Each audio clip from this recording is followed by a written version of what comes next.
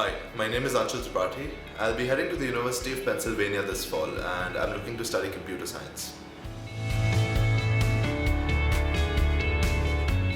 Personally, my decision to go abroad was made around the time I was in the 8th grade, and it was a decision that was prompted by my dad.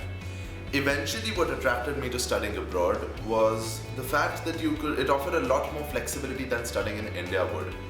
I could choose whatever major I wanted to and really experience the courses and the major before I commit to a major, whereas in India I would have to trade off between choosing between a good college and choosing between a good major.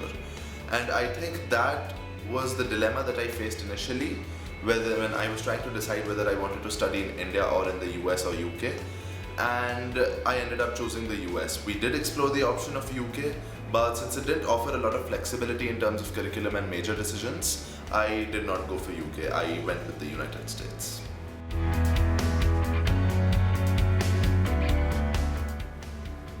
I'm currently looking to study computer science at the University of Pennsylvania, but I'm also considering the major of electrical engineering.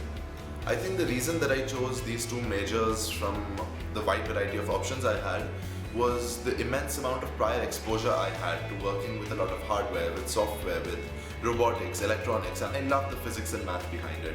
And having had this much of exposure, I felt that I would thrive in such a major, and I think that's the reason I ended up deciding to study computer science or electrical engineering.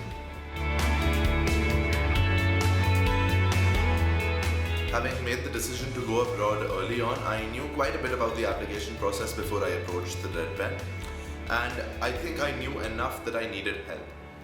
For an application procedure that's as holistic and as well-rounded as the US college admissions, it becomes very difficult for the applicant himself or herself to really gauge how his application is being perceived by a third party such as an admissions officer. And I think that perspective that was lent to me by the Red Pen was invaluable to the application procedure, at least in my case.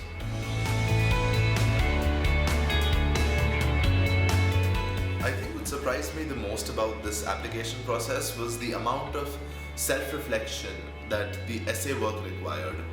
Having been exposed only to my high school curriculum and the essays that were entailed in that curriculum, I was used to writing essays within half an hour on a definitive topic that was given to me.